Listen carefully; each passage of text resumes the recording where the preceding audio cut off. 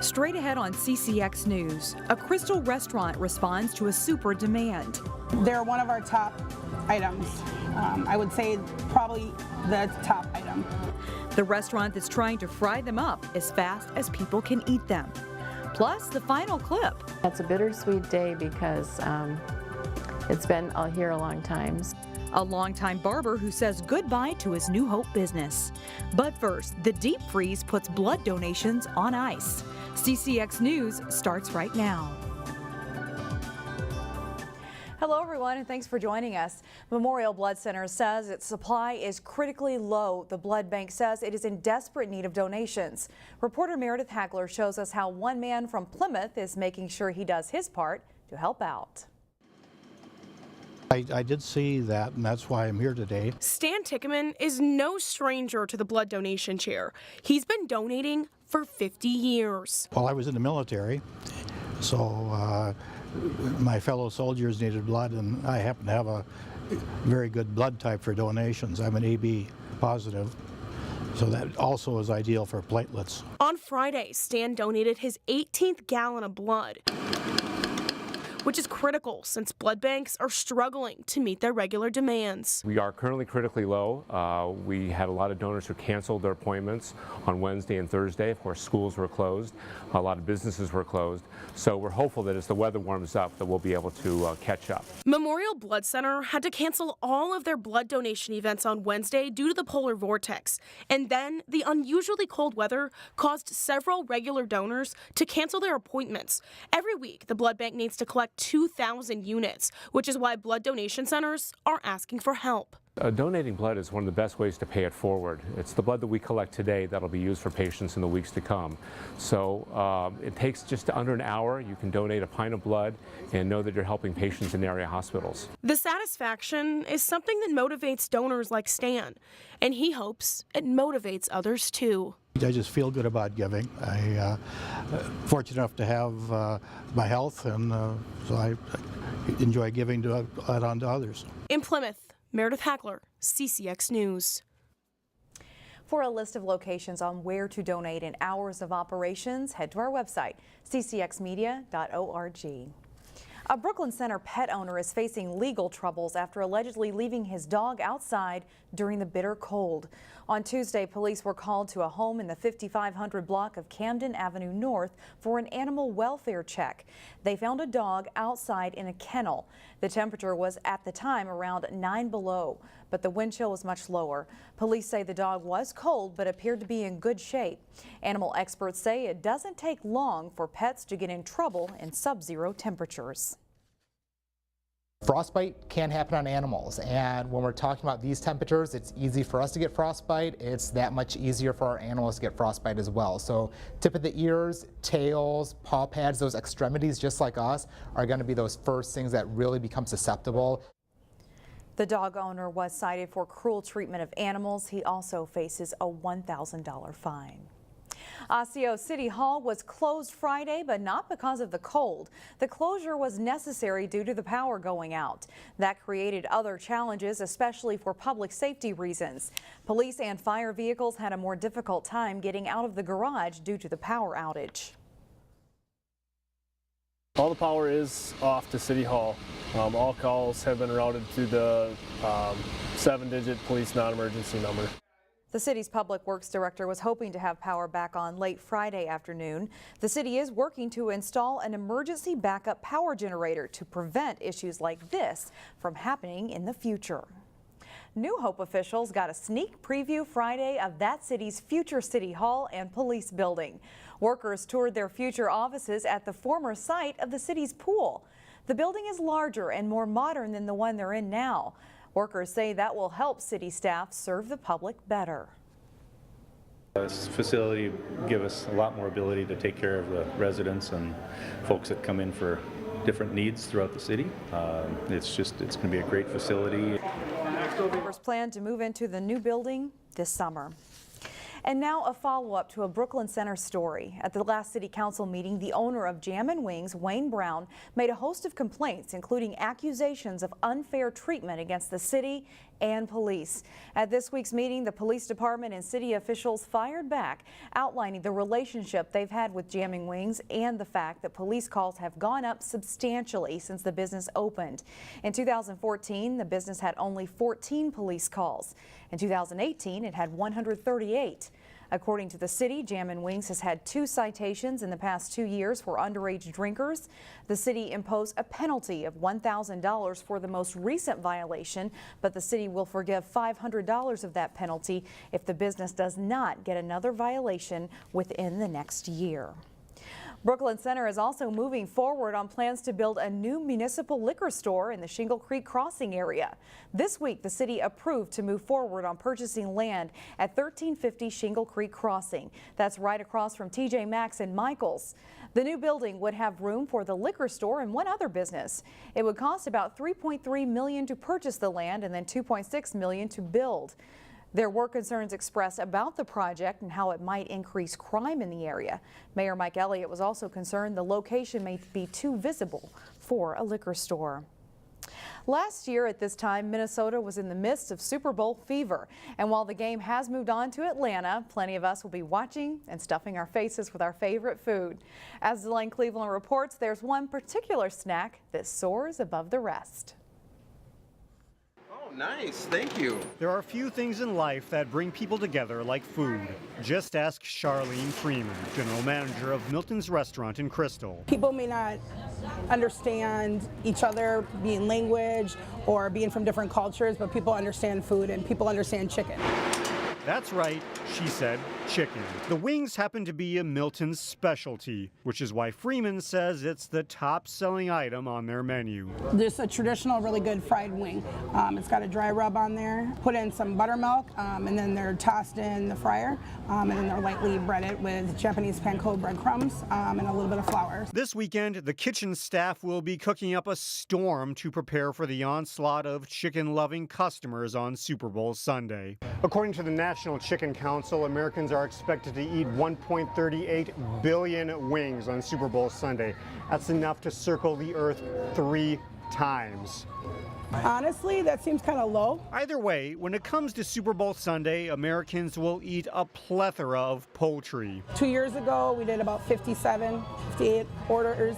Last year, I did about 87 orders, so it almost doubled. By the way, we should mention that Milton's isn't even open on Sundays. Because we're not open on Sundays, we are opening up for the short amount of time for people to come and pick up, so to pre-order and prepay. It's a matter of giving the people what they want. And on the day of America's biggest sporting event, it's clear that we have a hearty appetite for the flavorful fowl. Worst case scenario, if I have to go get some more, we're going to go get some more. In Crystal, Delaney Cleveland, CCX News. And how about this? There's an online petition at change.org to make the Monday after the Super Bowl a federal holiday and call it National Chicken Wing Appreciation Day. Still ahead, a New Hope barber's final cut, plus a battle for Brooklyn Park bragging rights as Park Center takes on Champlin Park in boys hoops. John Jacobson has the highlights later in sports. But first, a relatively warm weekend could give way to an ugly Monday morning commute. There's a chance for a snow and ice mix on Monday morning. Welcome back, everybody. For decades, a local barber has been trimming hair in his New Hope shop, but that all came to an end on Thursday. There you go. For more than 40 years, long time. John Roy has been coming to Rich's barbershop. Keeps me trimmed up. The wife and the daughters think that's great. It's an old-fashioned place. Not much has changed since Rich Schultz bought it over 4 decades ago. And that's just perfect for John.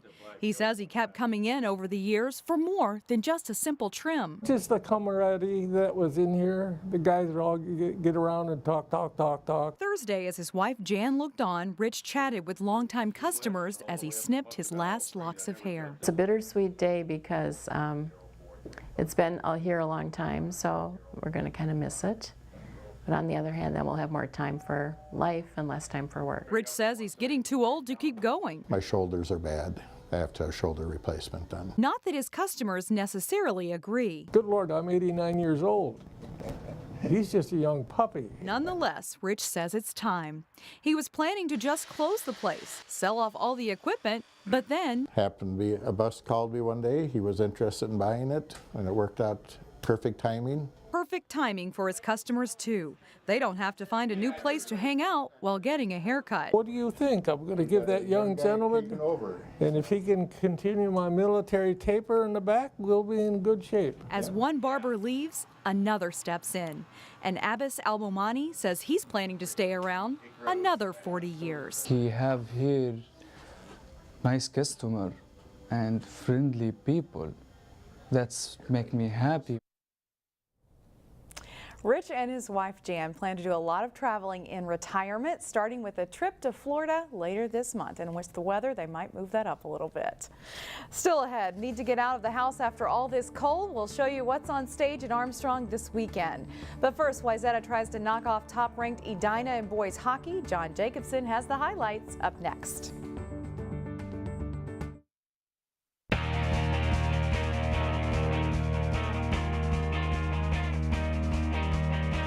Park Center and Champlin Park have been in the top 10 in the Class 4A boys basketball rankings for most of this season.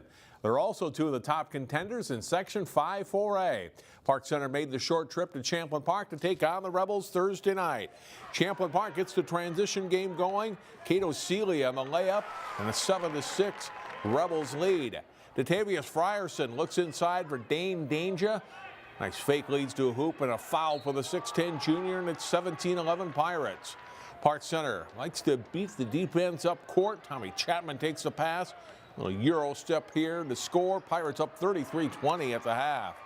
Second half, the defender gambles and misses for the Rebels, and Danger knocks down a three-pointer. He scores 17 points to lead Park Center. Champlin Park whittles the deficit to 10. Jacob Johnson buries a 3 for the Rebels. He scores 16 points in the game. But Park Center pulls away. Danger whips a pass inside to Emmanuel Tombo for the nice catch and finish. The Pirates' lead grows back to 15 at 53-38. Northwest Suburban Conference West leader Park Center rolls past North Division leader Champlin Park. 71-54 is the final. Wayzata didn't face Edina in the Turkey Trot Boys Hockey Tournament at Thanksgiving, so the Trojans and Hornets waited until late conference play to renew their rivalry. Top-ranked Edina, the host. Less than a minute into the game, Joel Matthews finds Luke Monet. He rips the shot for a goal and a 1-0 Trojans lead. The Hornets go on a 3-goal run. Mason Nevers redirects the pass in for a 2-1 lead. 16 seconds later, Jet Jungles lasers the shot for a 3-1 Edina lead. In the third period, Wayzata draws even. Carson Peters' shot finds its way in, and it's 3-all. But 11 seconds after that, Edina takes the lead back on a redirect goal by Nevers. Liam Malmquist gets out on a shorthanded breakaway for Edina, and he scores. The Hornets go on to win 6-4. The teams play again in Plymouth on February 16th.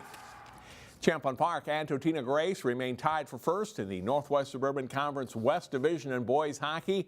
Grace looked to take care of business as they hosted Spring Lake Park at Brooklyn Park Arena. First period, Grace on the power play. Luke Delzer passes to Stephen Hand. Back to Delzer. He scores from the circle, and the Eagles lead 1-0 3.5 minutes into the game.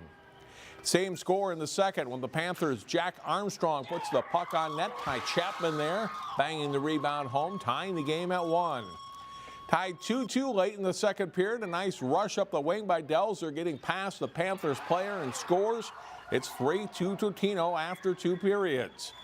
And they stretch their lead on the first shift of the third period. Ben Palmer's shot sneaks past the Spring Lake Park goalie and in, and it's 4-2 Eagles.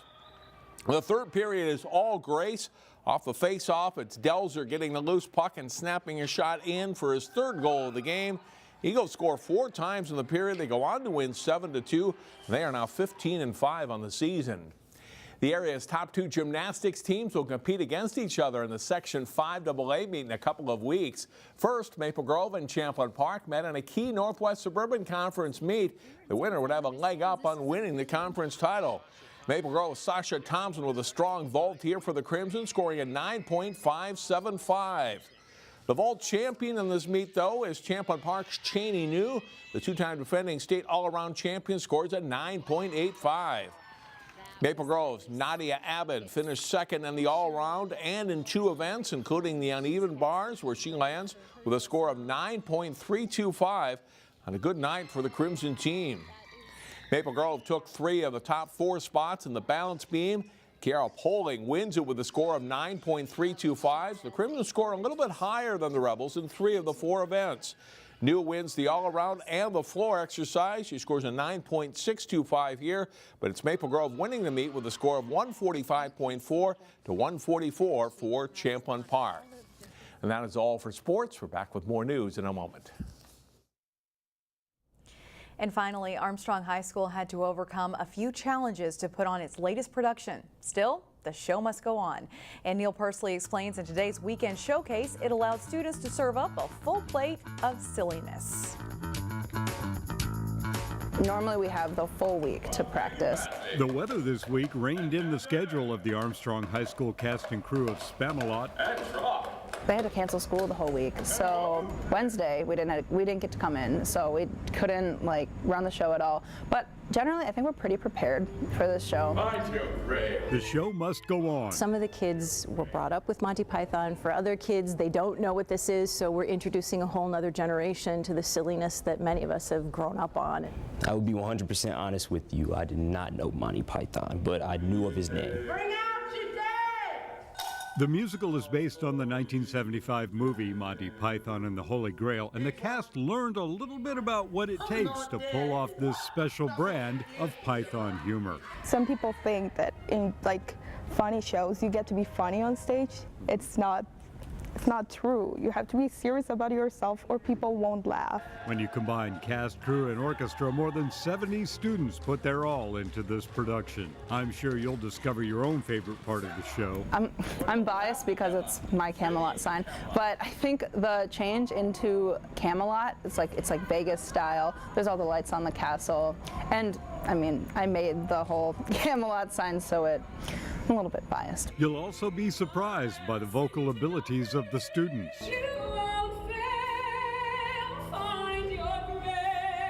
All of the students work together to pull this one off, and I give Spamalot a rating of CP for Completely Python. For Weekend Showcase from Armstrong High School, Neil Persley, CCX News. Spamalot is on stage at Armstrong High School through February 9th with a special free senior citizen matinee at 3:30 on Wednesday. So get out and enjoy the show. And that's all the news we have for now. Thanks for joining us. Have a great weekend.